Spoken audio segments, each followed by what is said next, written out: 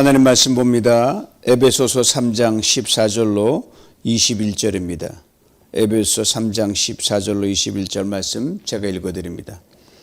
이러므로 내가 하늘과 땅에 있는 각 족속에게 이름을 주신 아버지 앞에 무릎을 꿇고 비노니 그 영광의 풍성함을 따라 그의 성령으로 말미암아 너희 속사람을 능력으로 강건하게 하시오며 믿음으로 말미암아 그리스도께서 너희 마음에 계시게 하시옵고 너희가 사랑 가운데서 뿌리가 박히고 터가 굳어져서 능히 모든 성도와 함께 지식에 넘치는 그리스도의 사랑을 알고 그 너비와 길이와 높이와 깊이가 어떠함을 깨달아 하나님의 모든 충만하신 것으로 너희에게 충만하게 하시기를 구하노라. 우리 가운데서 역사하시는 능력대로 우리가 구하거나 생각하는 모든 것에다 넘치도록 능히 하실 이에게 그 안에서와 그리스도 예수 안에서 영광이 대대로 영원 무궁하기를 원하노라. 아멘. 사랑 가운데 깊이 뿌리내리라 이런 제목으로 이 새벽에 여러분과 함께 은혜를 나눌 때 주께서 여러분을 능히 또 사랑에 깊이 잠기는 은혜가 있기를 원합니다. 아신 대로 에베소 교회 성도들은 바울은 감옥 안에 있고 그들은 감옥 밖에서 극한 고난의 시간을 보내고 있습니다. 고난의 때는 그 어느 때보다 위로가 필요한 시간입니다. 그래서 바울은 감옥 안에서 이렇게 간절히 하나님께 기도를 드리고 있습니다. 유대인들은 대체로 서서 기도합니다. 서서 기도해요. 그러나 정말 간절히 기도할 때는 무릎을 꿇습니다. 솔로몬이 그렇게 기도했거든요. 그가 예루살렘 성전을 다 봉헌을 마치고 나서 너무 감격한, 이거는 서서 기도 드릴 게 아닌 거예요. 나 같은 사람이 어떻게 이걸 주셨나, 어떻게 하나님을 담을 수 있는 성도를 주셨나. 그래서 너무 감격하고 부어진애가 너무 커서 무릎을 꿇고 기도했습니다. 스데반이 순교를 당할 때도 그렇게 기도했습니다. 그 돌들이 자기 몸에 쏟아지는 그런 광경에서 무릎을 꿇고 간절히 기도했을 때 원수를 향한 용서와 사랑을 베풀 수 있었고, 그때 놀라운 일이 벌어져 하늘 문이 열렸습니다. 그러나 베드로가 선행의 여인으로 소문났던 도르가가 오늘 갑자기 세상을 떠나게 됩니다. 많은 사람들이 슬퍼 우는데 베드로가 와서 그 시체 옆에서 무릎을 꿇고 간절히 기도합니다. 도르가가 살아났습니다. 무엇보다 무릎 꿇고 기도하시는 본인 되신 분은 예수 그리스도의 주님이십니다. 겟세마네 동산에서 밤을 새워 기도하셨습니다. 힘을 얻어 십자가를 지셨고요, 우리를 죄와 사망에서 건져내셨습니다. 바로 이렇게 무릎을 꿇고 고난 중에 큰 위로와 힘이 필요한 에베소 교회 성도들을 위해 기도하고 있노라고 지금 바울이 편지를 쓰고 있습니다. 내가 아버지 앞에 무릎을 꿇고 빈다. 이런 간절한 바울의 기도의 핵심 뭘까요? 바로 이겁니다. 에베소 교회 성도들이 하나님의 사랑을 충만하게 받은 것, 이것만 깊이 깨달아 알기를 하나님께 간절히 기도하고 있습니다. 그렇습니다. 결론은 사랑입니다. 사랑이면 다 되는데 이걸 그 앞에 깊이 잠기지 뿌리내지 못하니까 세상이 어렵고 힘든 거예요. 사랑은 받는 데서 시작합니다. 그리고 주는 것으로 끝이 납니다. 그리고 사랑 많이 받은 사람이 사랑할 수 있습니다. 문제는 내가 그 많은 사랑을 받았다는 사실을 깊이 깨닫지 못한다는 사실이에요. 이를 위해 바울이 간절히 기도하고 있습니다. 헬무트 틸리키라는 목사님이 계셔요. 이미 옛날 고인이 되신 분이죠. 이분이 히틀러 치하에서 일어난 그 전쟁으로 독일의 신실한 수많은 그리스도인들이 엄청난 핍박을 받았어요. 연신 떨어지는 포탄 속에서 궤도 무너지고 그냥 지하 방공호 속에 들어가서 기가 막힌 고난의 시간을 지나고 있을 때였습니다. 그렇게 이리저리 피해 다니면서 주일 예배를 드리는 그 당 상황이었거든요. 이런 현실에서 하나님 어디 있나 이 소리 당해 나올 수밖에 없죠. 목사님은 하나님께만 소망이 있음을 일깨워주면서 이렇게 성도들 위로해 줬습니다. 그래서 이렇게 말씀하셨어요. 우리를 두렵게 하는 모든 일 속에서 하나님의 완전한 사랑이 숨어 역사한다면 모든 일이 우리를 하나님께 이끌어갈 목적으로 그분의 계획에서 비롯되었다는 사실만으로도 우리는 기뻐할 수 있다. 넉넉히 이길 수 있다. 맞습니다. 하나님의 완전한 사랑이 우리 인생의 그 어떤 상황에서도 강하게 역사하는 것을 알고 깨닫고 믿는다면 실제로 이렇게 우리가 아는 게 깨닫는 게 중요하고 믿는 게 중요한 거예요. 그렇다면 누가 뭐래도 내가 하나님의 사랑을 가장 많이 받은 사람이 놀랍고 귀한 확신이 나를 다스려 갑니다. 주도해 갑니다. 이것이 하나님의 사랑의 힘과 능력입니다. 에베소 교회 성도들 이들이 마주했던 현실은 극한 두려움이었어요. 불안이었습니다. 그러기에 다른 무엇보다 이 핍박의 현실 속에 이 고난의 현실 속에 여전히 강하게 역사하시는 완전한 예수 그리스도의 사랑을 에베소 교회 성도들 깊이 깨닫고 알고 믿는 것이 너무너무 중요했습니다. 어차피 현실에 끼니 어렵고 여기서 어려운 건 그건 팩트예요. 그걸 어떻게 넘어갈 수 있느냐? 깊은 사랑에 그 뿌리내는 것밖에 없다. 그렇게 바울은 이렇게 그 기도를 시작을 해요. 15절입니다. 이름을 주신 아버지 앞에 무릎을 꿇고 빈다. 우리 기도할 때 하나님을 늘 먼저 부르지 않습니까? 전능하신 하나님, 긍휼과 자비가 풍성하신 하나님, 은혜 하나님 등 오늘 아침 기도하시던 윤 사모님 이렇게 하나님 이름 불렀잖아요. 우리의 반석이시요 구원이시요 요소가 되시는 하나님. 기도자가 공동체와 자신의 상황에 따라 하나님 이름을 이렇게 다르게 부를 수 있습니다. 바울도 그랬거든요. 특별히 바울은 고난과 핍박이 일상이 되어버린 에베소 교회 성도들을 위해 그의 기도 시작에서 하나님을 이렇게 부릅니다. 이름을 주신 아버지, 이름을 불러주신 하나님이 아니라 이름을 붙여주신 하나님이라고 정확하게 설명해 놨습니다. 하나님 우리 한 사람의 이름을 불러주셔도 감격인데 우리 한 사람의 이름을 직접 붙여주셨다란 말입니다. 윤병준, 강재녀, 이내숙. 그러니 그 감격은 이루 말할 수가 없죠. 여러분 고체의 이름 사실 사람인 부모나 우리와 아주 밀접한 관계가 있는 그 누군가가 지어준 이름이에요. 그러나 하나님 그렇게 하도록 만세전부터 간섭하셨다는 겁니다. 이걸 알면 내 이름이 그냥 보통 이름이 아니에요. 하나님이 붙여준 이름이다 이거예요. 고려 각자의 이름은 하나님이 주신 이름입니다. 그러므로 우리에게 이름을 주신 하나님이 우리 이름을 부를 땐 이런 깊은 의미가 담겨 있는 거예요. 내가 너를 지었다.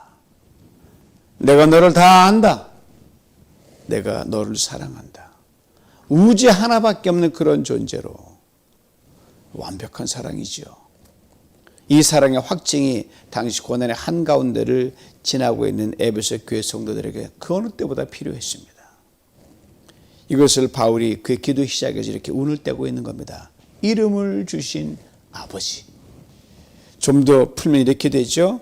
에베소 교회 성도들을 지으시고 한 사람 한 사람에게 이름을 지어주신 하나님 아버지. 이것만 읽어도 감격이 넘쳐요. 힘이 나요. 그러면 사랑하는 성도 여러분, 우리가 정말 힘들고 어려울 때 여러분, 그 첫 시작을 바울처럼 여시며 하나님의 이름을 불러보기를 적극 권합니다. 이렇게 한자 한자 또박또박 읽어가면서 말입니다. 나의 이름을 지어주신 하나님 아버지. 우리 하나님 당신을 부르는 이 첫 고백을 들으시고 본격적인 기도의 내용을 알기도 전에 기이한 평강을 우리를 먼저 확 덮으십니다. 그러면 기도 다 끝난 거예요. 우리 소원 다 아뢰는 거예요.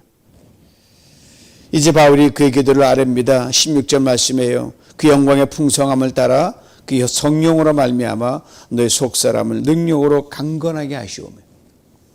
속사람을 강건케 해달라는 기도예요. 바울의 기도는 우리가 매번 목장 모일 때마다 부르는 찬양과 같은 맥락입니다. 그 찬양 원래 예수님의 사랑을 가장 많이 받았던 제자 요한이 사랑하는 장로 가이오를 위한 기도의 내용이거든요. 여기에 노랫말과 곡을 붙인 거예요. 사랑하는 자여 내 영혼이 잘됨같이 내가 범사에 잘되고 강건하기를 내가 간구하노라. 순서를 잘 보셔야 돼요. 영혼이 먼저입니다. 그리고 범사입니다. 육신의 건강입니다. 바울이 에베소 교회 성도들을 위해 속사람을 강건케 해달라는 기도가 바로 영혼이 잘됨 같이입니다.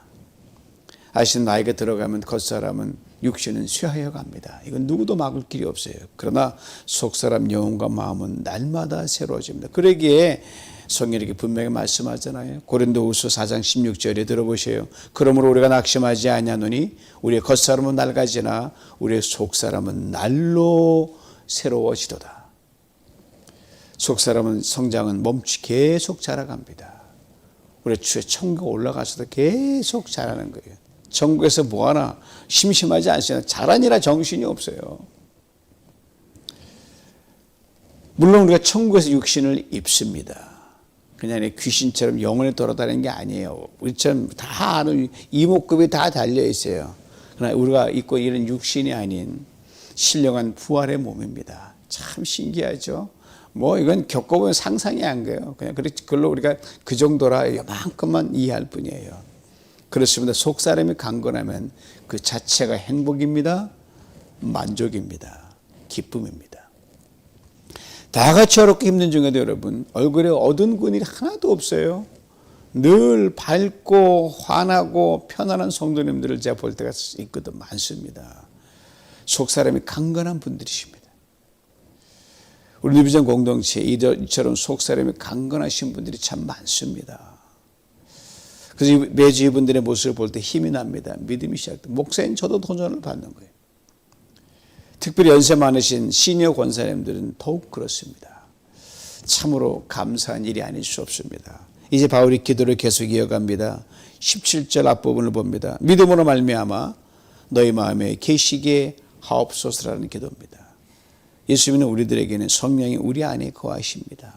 우리가 성령이 내 안에 계신다. 내주하신다 그러죠. 안내자에다 거할 주자죠. 예수님 보라 이미 하늘 보좌에 계시고 우리 이해를 돕기 위해 그렇게 적어놨어요.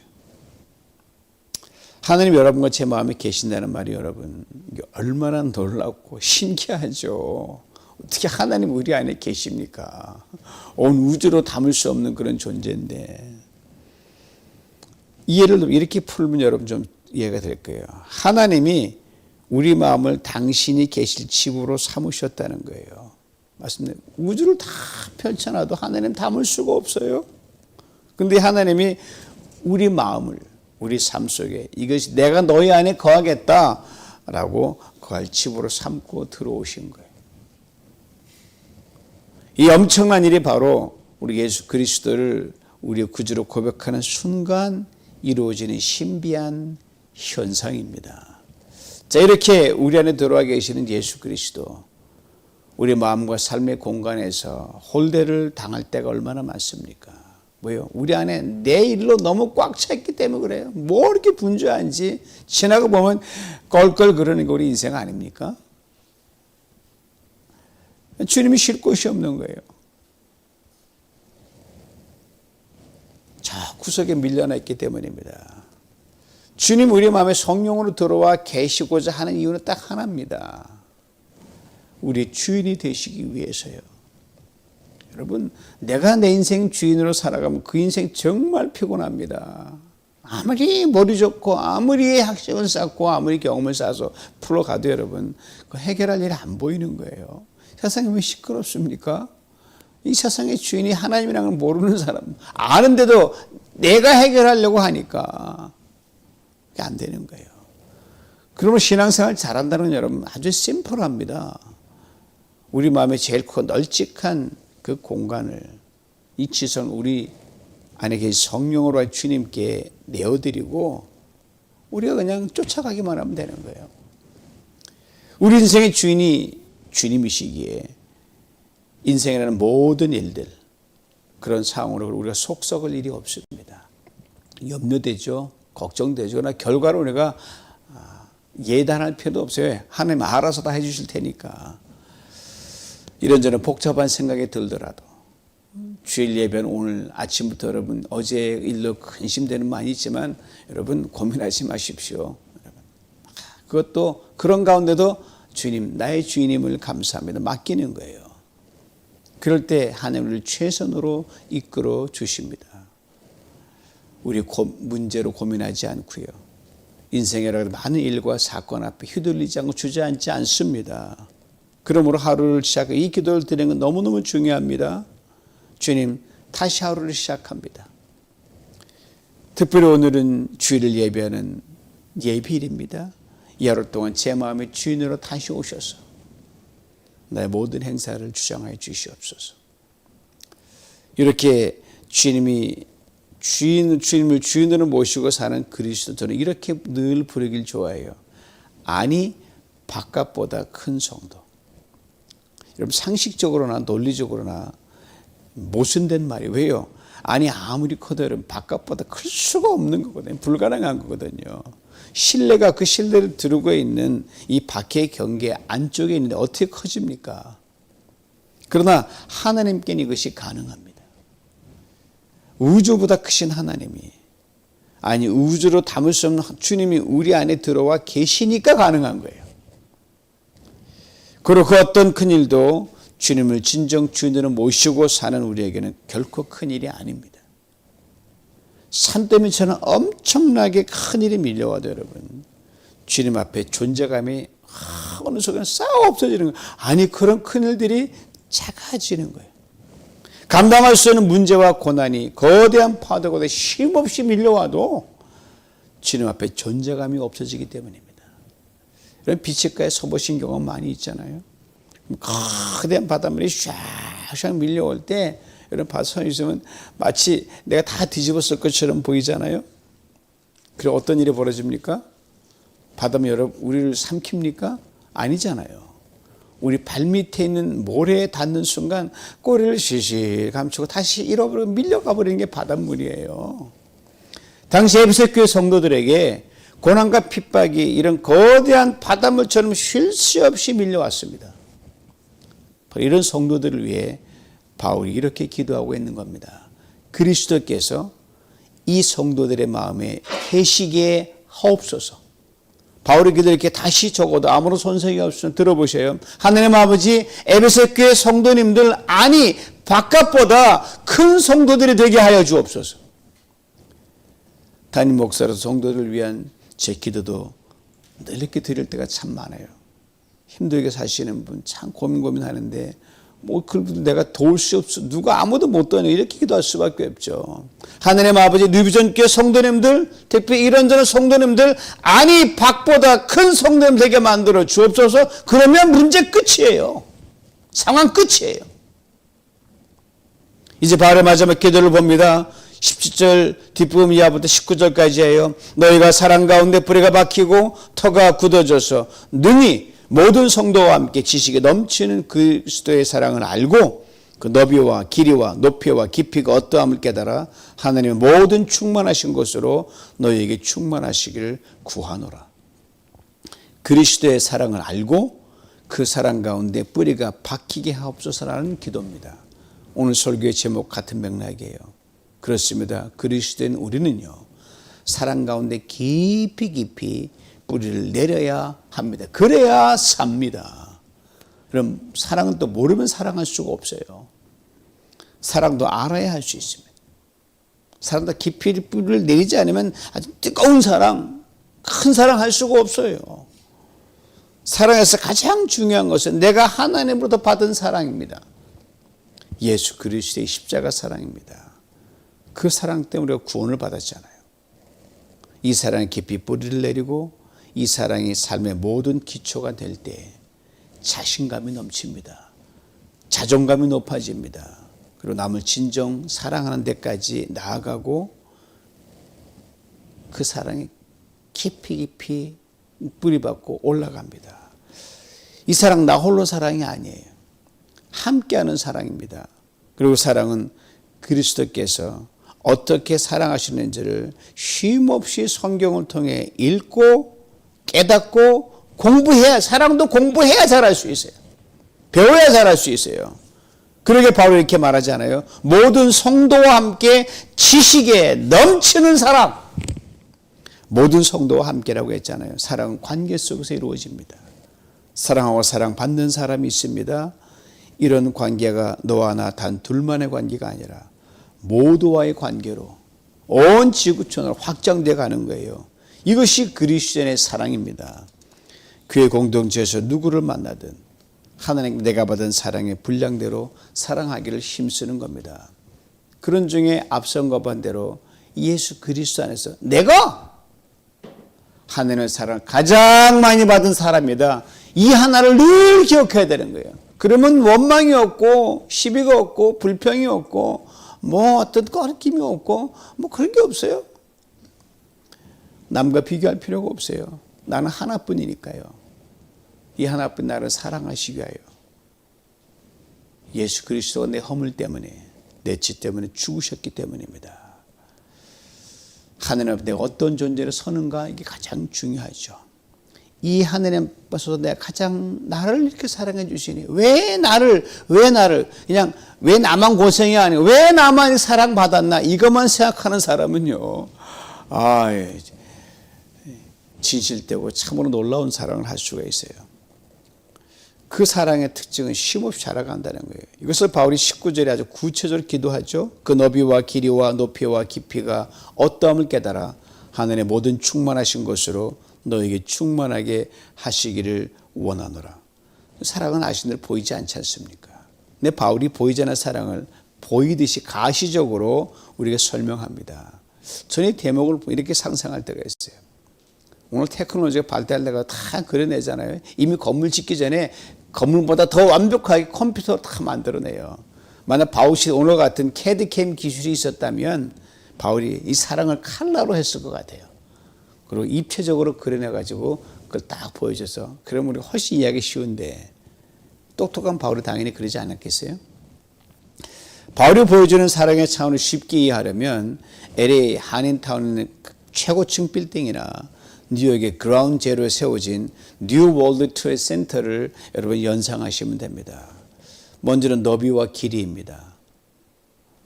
그리고 높이입니다. 그리고 깊이로 이 평면에서 공간을 위아래 쫙쫙 뻗어가는 거예요. 쉼없이 좌우로 위로 아래로 뻗어가는 그런 건물이에요. 그렇다면 이 사랑에는 건물의 너비, 깊이, 높이, 길이의 치수가 본문에 나와 있지 않지만 무한히 뻗어가는 치수 제로라는 거예요.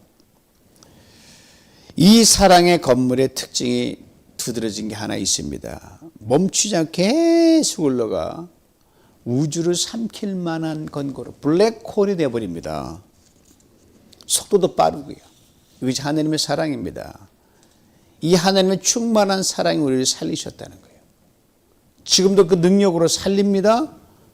이 하나님의 충만함 앞에 그 어떤 죄인도 용서받습니다. 그럼 우리 함부로 말해서는 안 되는 거예요. 지금 이스라엘 팔레 전쟁을 놓고 이쪽만 두더라는데 그러면 안 되는 거예요. 하나님 다 사랑하시는데 우리 욕망과 욕심 때문에 그렇게 되는데 품고 평강으로 멈춰야 되잖아요. 전후 좌우 아래 그 어떤 사람 차별 없이 사랑하는 자로 자라가게 됩니다.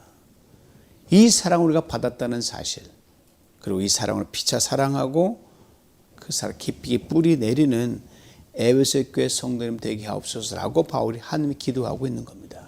수년 전 뉴욕을 방문했을 때 그라운드 제로를 방문한 적이 있습니다. 그라운드 제로, 문자 그대로 아무것도 남지 않은 0점의 자리에 이전보다 높고 화려하고 멋지게 서 있는 월드 트레이드 센터 빌딩을 보면서 먼저는 하나님의 위대하심을 찬양했어요. 왜요? 당신의 형상대로 만드신 이 인간, 참 아무것도 아닌 인간에게 하나님의 그 엄청난 지혜와 기술을 심어 그거의 결과물이기 때문에 하나님 대단하시다. 다음은 인간에게는 또 하나의 무한한 가능성을 봤어요. 인간이 하나님의 사랑을 닮아가기 위해 이렇게 깊이 뿌리내리고 높이 올라가고 좌우로 쫙 뻗어갈 수 있다고 하면 지구촌에 다시는 증오와 미움과 갈등으로 서로를 무너뜨리거나 파괴시키지 않고 오직 하나님의 사랑으로 충만한 그런 지구촌 모든 민족과 족속이 될 수 있다. 그렇게 저는 기대하고 믿었기 때문입니다. 가능하죠? 2000년 전 로마 감옥 안에서 바울이 바로 이 가능성을 봤습니다. 그리고 고난과 핍박의 한가운데를 지나는 에베소 교회 성도들을 위해 너비로 길이로 위로 아래로 무한대로 뻗어가는 예수 그리스도의 사랑의 충만함으로 충만해지기를 간절히 기도했다란 말입니다. 우리 이렇게 기도를 마칩니다. 20절 말씀이에요. 하나님께서 우리 가운데 역사하시는 능력대로 우리가 구하거나 생각하는 모든 것에 더 넘치도록 능히 하십니다. 사랑하는 성도 여러분, 예수 그리스도 안에서 이미 많은 사랑을 받은 우리들 아닙니까? 부족하고 연약하지만 주님의 충만한 사랑 안에서 우리의 사랑도 그렇게 위로 너비로 길이로 아래로 조금씩 매일 쉬지 않고 자라나기를 원합니다. 힘쓸 수 있게 원합니다. 하고자 하면 하나님 능히 도우실 수 있기 때문입니다. 이것을 우리에게 바울의 고백을 통해 약속해 주셨습니다. 다시 한번 들어보세요. 하나님께서 우리 가운데 역사하시는 능력대로 우리가 구하거나 생각하는 모든 것에 더 넘치도록 능히 하십니다. 강건해지기를 사모하는 성도에게 주시는 약속입니다. 다른 어떤 것보다도 그리스도로 충만해지기를 바라는 성도에 주신 약속입니다. 다른 어떤 것보다도 그리스도의 충만한 사랑에 깊이 뿌리내리며 살아가기를 사모하는 성도에게 주시는 약속입니다. 매일 약속의 성취를 보며 그리고 남은 한 해 시간을 힘차게 달려가시길 주님의 이름으로 축원합니다. 하나님 아버지 감사합니다. 주님께서 우리 가운데 오셔서 우리로 하여금 사랑받을 자로 또 사랑할 자로 다시 불러주심을 참으로 감사합니다. 받은 사랑에 깊이 뿌리내려 사랑하지 못할 자가 없도록 우리를 바꿔주시옵소서. 품지 못할 자가 없도록 우리를 바꿔주시옵소서. 아니 박보다 큰 그런 성도로 살아가 차원 높은 신앙의 사랑으로 그래 살아가는 은혜가 있게 만들어 주시고 그 능력으로 아버지 하나님 우리 있는 곳에 빛과 소금으로 강하게 살아가도록 축복하여 주시옵소서. 예수님의 이름으로 기도하옵나이다. 아멘.